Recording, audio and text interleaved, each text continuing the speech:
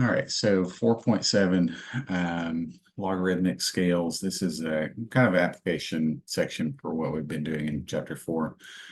Just a few different types of problems and a couple of formulas to remember. But I don't think anything too complex if you're fairly proficient at working with the logs and working with the exponentials and kind of solving those types of equations.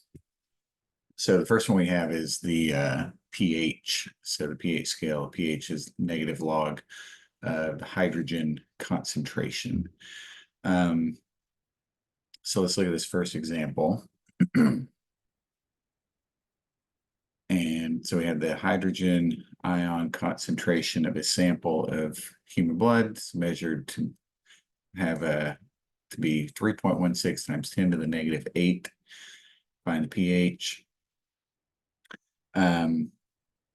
So we get the pH is the negative log of the hydrogen. So that would be the negative log of 3.16 times 10 to the negative 8. And you just have to put that in the calculator and we get about 7.5. And so it says classify as acidic or basic. And so we have that up here. Acidic is less than 7 and then basic is more than 7. So this would be a basic. The most acidic rainfall ever measured occurred in Scotland. pH was 2.4. Find hydrogen ion concentration. So now we're just going to solve the formula for the hydrogen.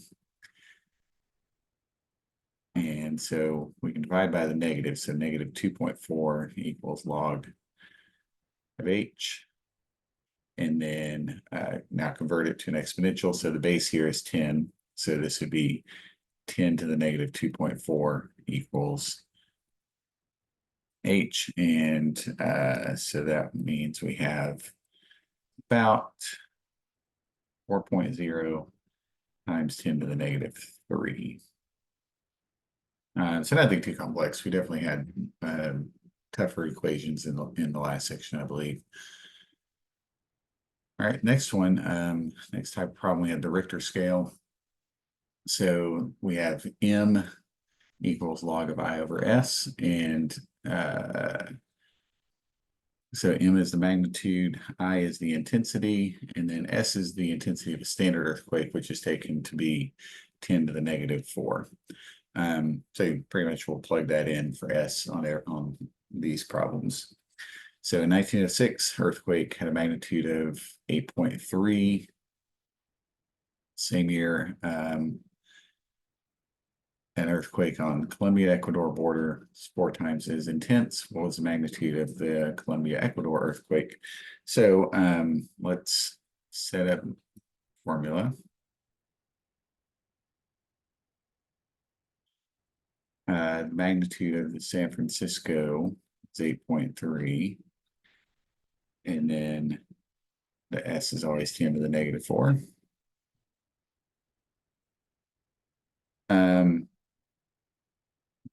Actually, we don't need, we're going to leave that out for now. So we're just going to leave the S the way it is there. So that is our San Francisco earthquake. And now we can set up an equation for the Colombia earthquake. So in this case, we'd have M equals log of 4I over S because that earthquake was 4 times as intense. And so now we can split this up as, so think of 4I over S, think of it as 4 times I over S. So kind of like this, we're going to split it up in that way. So the multiplication means we can split it up by addition. So log of 4 plus log of I over S. And we know that log of I over S is 8.3. So this would be log of 4 plus 8.3. And log of 4 is about 0.6. And so we get this is about 8.9.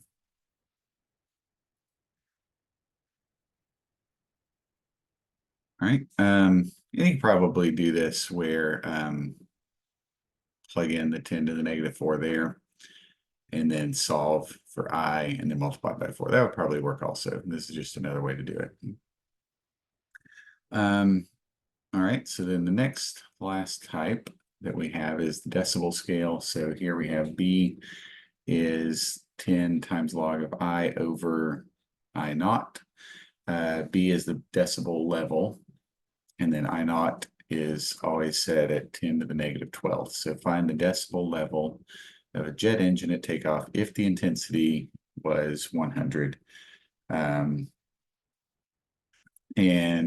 so solving for B, so 10 times log of 100 over 10 to the negative 12th. And we can plug that in the calculator. And we get about 140. Or actually, exactly 140. It'd be exactly 140.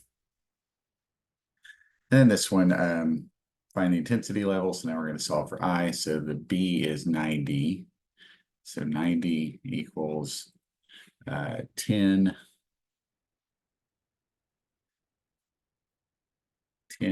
log, looking for the I, over 10 to the negative 12th.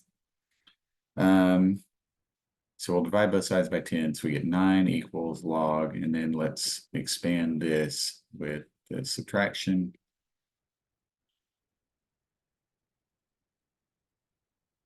Log of 10 to the negative 12th, that would just be negative 12. So this would be log I plus 12.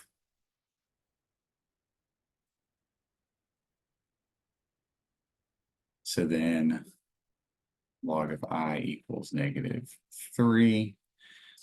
Convert this to the exponential equation, and so we get I equals 10 to the negative 3. All right, so yeah, so these are pretty much just kind of learn these basic formulas, and then it's really just plugging stuff in. It's nothing too complex, but if you have any questions, you can email me.